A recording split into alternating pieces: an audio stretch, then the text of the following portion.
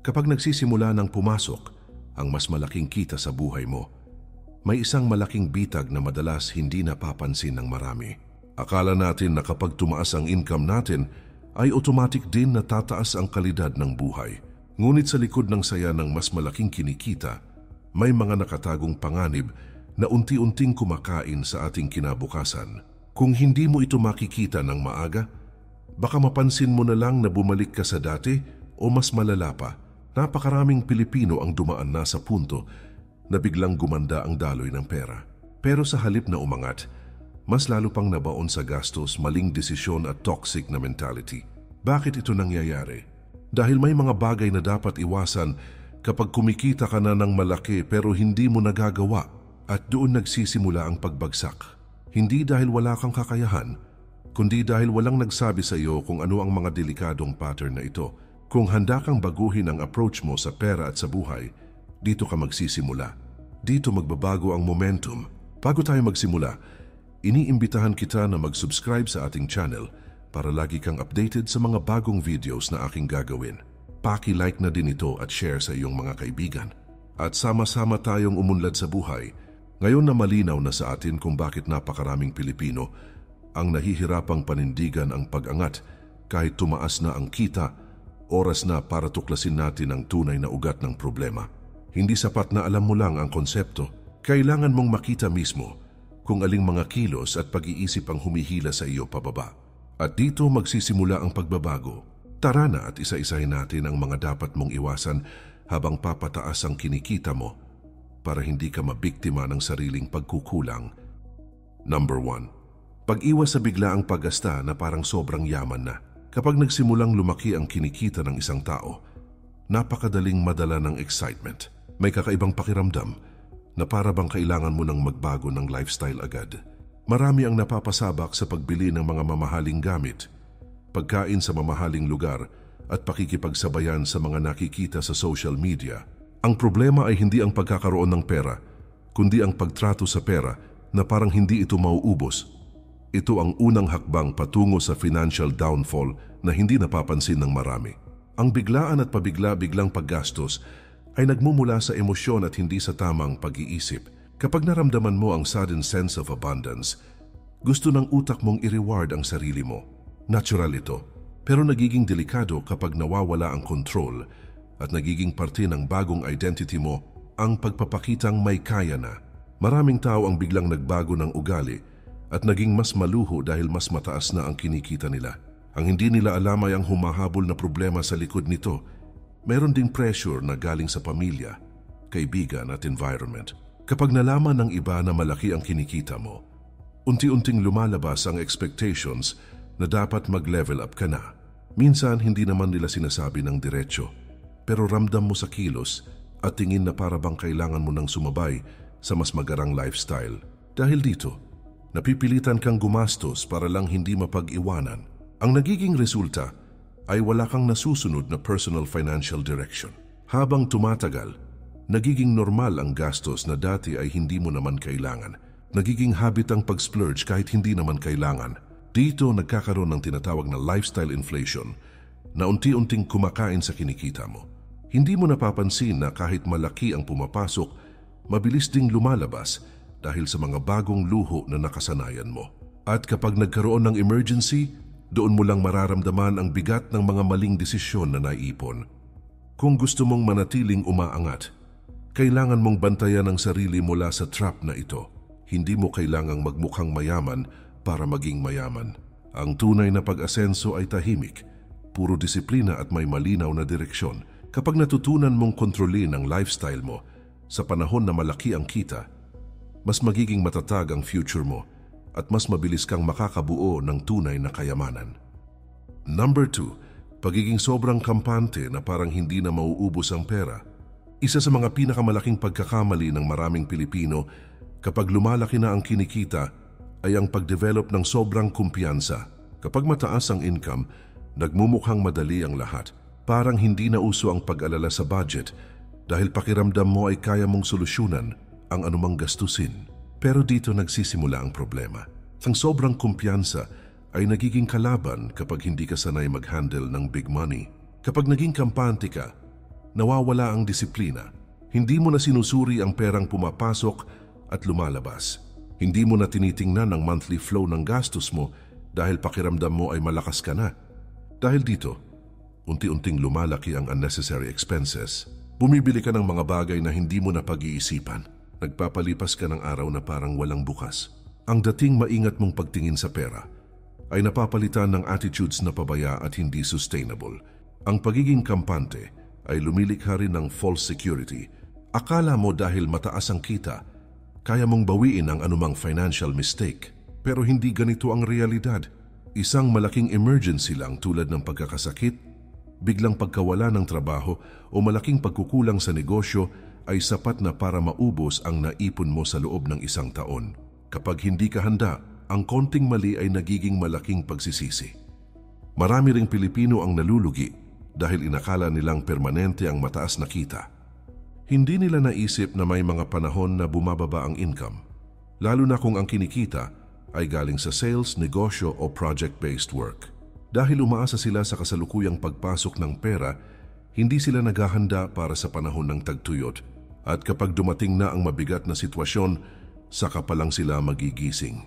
Ang pinakamahalagang gawin ay manatiling grounded. Kahit gaano kalaki ang kinikita mo, dapat meron ka pa ring mindset na kailangan mong pangalagaan ang bawat piso.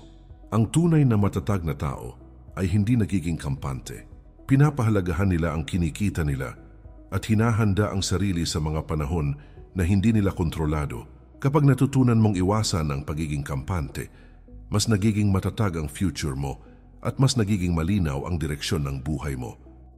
Number 3. Pagbibigay ng sobra-sobrang tulong na hindi mo kayang panindigan.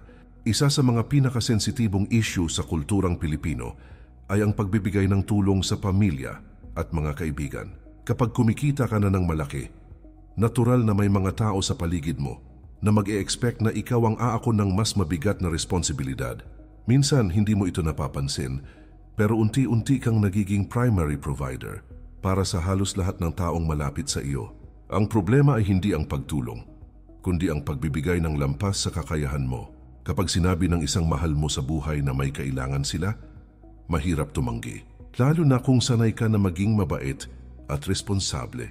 Pero napakaraming Pilipino ang nalulunod sa utang, stress at financial pressure dahil mas inuuna nila ang pangangailangan ng iba kaysa stability nila. Sa una mukhang noble at magandang intensyon, pero kung hindi mo kayang panindigan ang gastos na ito, ikaw ang unang bibigay. At kapag bumigay ka, mas lalo silang maaapektuhan.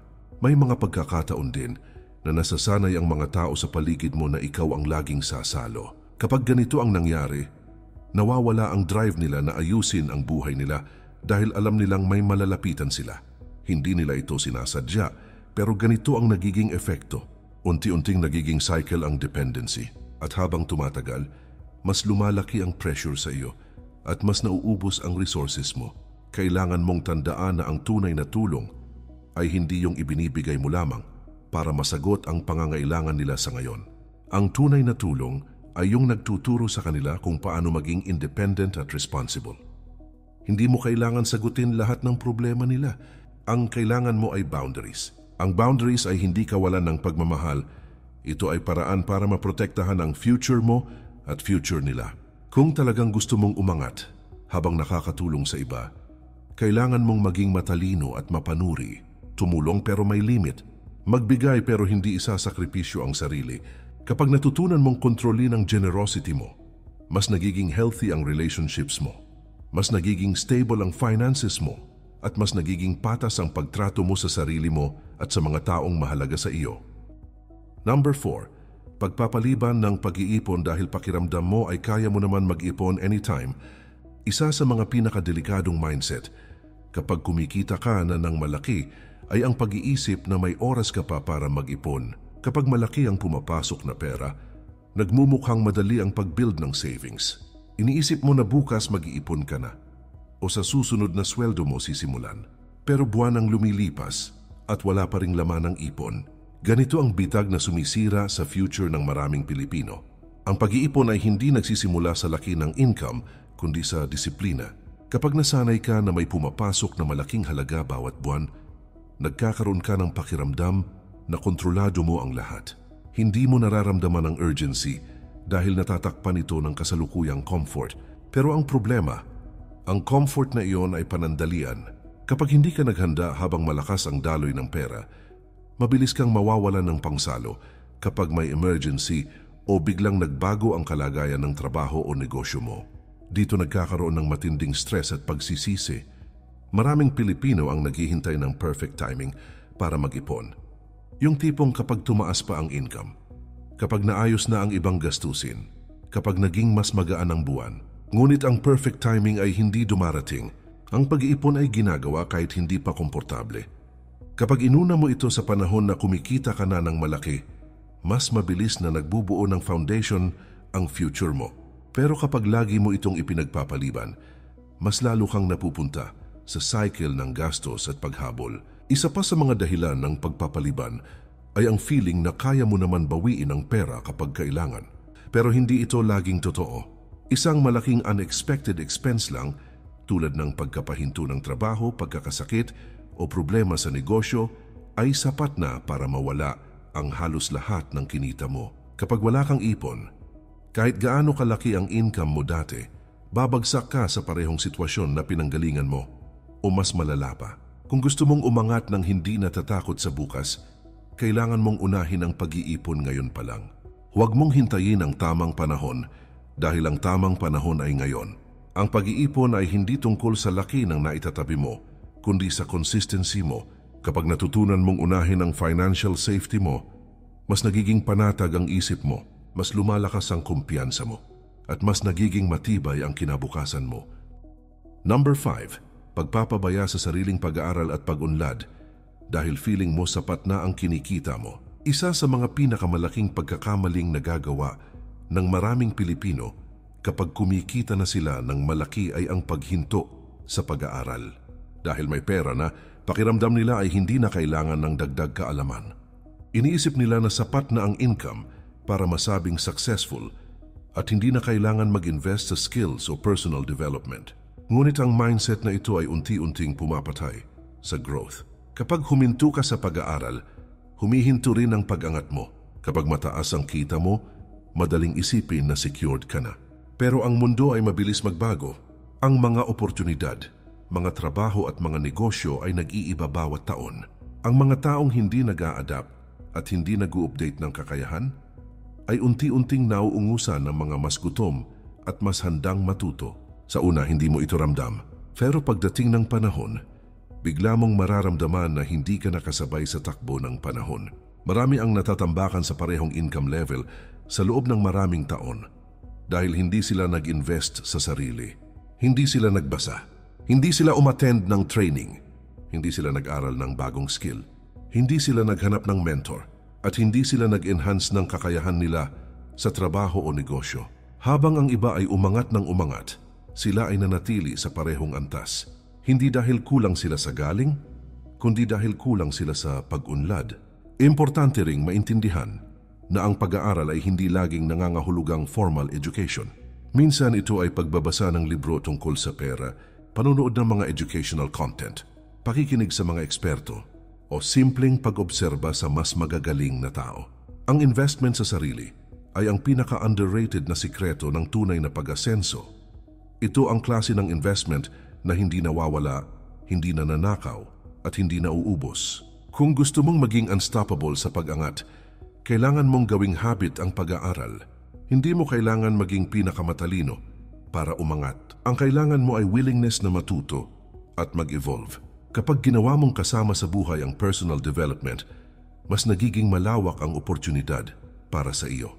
Mas tumatalino ang mga desisyon mo at mas lumalakas ang kapasidad mong kumita ng mas malaki. Ang pag-unlad ng sarili ang pinakamalaking puhunan na maaari mong gawin habang kumikita ka na. Number 6, pagpapabaya sa kalusugan dahil mas inuuna ang kita kaysa sa katawan. Kapag kumikita ka na ng malaki, kadalasan ay napupunta ka sa mindset na kailangan mo pang kumayod ng kumayod.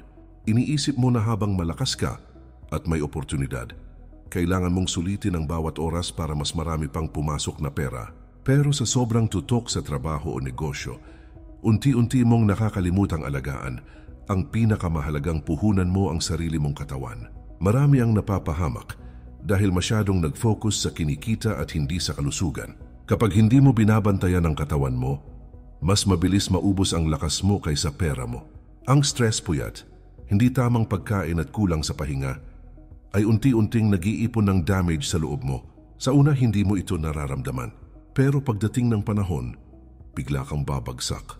At ang pinakamalungkot dito, kapag nagkasakit ka ng malala, lahat ng perang pinagpaguran mo ay mauuwi lamang sa bayarin, gamot at hospital bills. Isa pa sa malaking problema ay ang mentality na balang araw mo na lang aayusin ang health mo. Iniisip mo na kapag nakaipon ka na ng mas malaki, kapag naging magaan na ang schedule o kapag nag-stable na ang buhay mo, saka mo pahahalagahan ang katawan mo. Ngunit ang kalusugan ay hindi naghihintay. Hindi mo alam kung kailan ka tatamaan ng burnout o sakit at mas mahirap mag-level up kapag hindi na responsive ang katawan mo sa stress at pressure. Kapag malakas ang kita mo pero mahina ang katawan mo, hindi mo rin masusulit ang buhay. Hindi mo may enjoy ang mga bagay na pinaghirapan mo. Hindi mo mabibigay ang oras sa pamilya o mga mahal mo. At higit sa lahat, hindi mo maipagpapatuloy ang ginagawa mo dahil limitado na ang energy mo. Ang kalusugan ang tunay na foundation ng long-term success. Kapag ito ang bumigay, lahat ng iba pang aspeto ng buhay mo ay apektado. Kung talagang mahalaga sa iyo ang pag-angat, kailangan mong isama sa priority list ang sarili mo. Kumain ng tama, matulog ng sapat, magpahinga kapag kailangan, at maglaan ng kahit kaunting oras para sa ehersisyo. Hindi ito luho, ito ay maintenance ng katawan mong ginagamit mo para kumita. Kapag inalagaan mo ang kalusugan mo habang maaga pa, mas hahaba ang panahon ng productivity mo.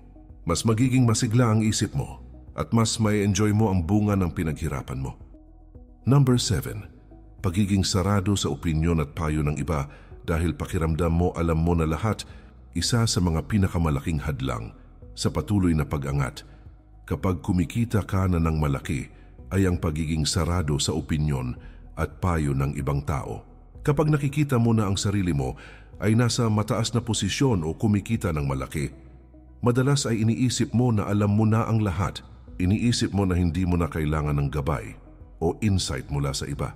Ngunit ito ay mapanganib dahil sa mundo ng pera at negosyo, laging may bagong strategy, bagong skill at bagong challenges na kailangan matutunan. Kapag sarado ang isip mo, nagiging limitado ang oportunidad mo. Maraming Pilipino ang natatalo, hindi dahil kulang sa kakayahan, kundi dahil ayaw nilang pakinggan ang payo ng mas eksperto o mas may karanasan. Iniisip nila na ang sariling karanasan lamang ang tama, ngunit sa bawat hindi pinakinggan na payo, may pagkakataong naiwala sa kanila ang chance na mas mapalago ang kita at mas maprotektahan ang pinaghirapan nilang pera. Ang pagiging sarado sa ideya ng iba ay nagdudulot rin ng pride at false confidence.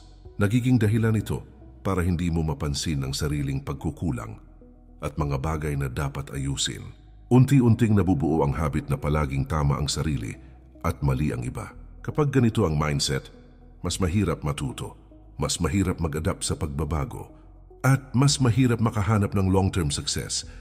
Ang resulta ay stagnation sa halip na paglago. Maraming pagkakataon na ang pinakamahalagang desisyon ay hindi mo makikita kung sarado ang isip mo. Ang mga insight at kritisismo ng iba ay parang lens na nagbibigay linaw sa mga bagay na hindi mo nakikita. Kapag hindi mo ito tinanggap, madalas nagkakamali ka sa mga bagay na pwede sanang maayos ng maaga. Ang pinakadelikado ay hindi mo rin napapansin habang tumatagal na mas malaki ang pinsalang dulot nito sa kinikita mo at sa future mo. Kung gusto mong tuloy-tuloy ang pag-angat at hindi mawala ng momentum, kailangan mong manatiling bukas sa opinyon at payo ng iba. Hindi ito senyales ng kahinaan. Ito ay senyales ng wisdom at kagustuhang umunlad. Kapag natutunan mong pakinggan, suriin at i-integrate ang tamang payo, mas magiging matalino ang desisyon mo. Mas lalawak ang perspektibo mo at mas tataas ang kapasidad mo na mapalago at maprotektahan ng kinikita mo habang lumalago ka bilang tao. Mas mahalaga ang kung paano mo pinapahalagahan at pinapangalagaan ang pera, ang sarili mo at ang relationships mo habang umaangat ka. Ang 7 bagay na tinalakay natin ngayon ay mga haligi ng tagumpay na madalas nakakaligtaan ng maraming tao. Kapag naiiwasan mo ang mga ito, mas nagiging matatag, mas malinaw ang direksyon at mas magaan ang pag-angat mo sa buhay. Isipin mo ito bilang blueprint para sa kinabukasan mo. Hindi sapat na kumita lang ng malaki. Kailangan mong tiyakin na ang kinikita mo ay nagbubunga ng pangmatagalang seguridad, kalayaan at kasiyahan.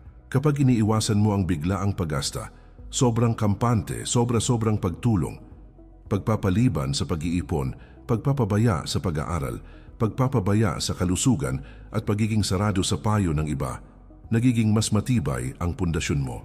Ang mga simpleng habits na ito ang magdidikta kung ang pera mo ay magtatagal o mauubos lamang ng walang saysay.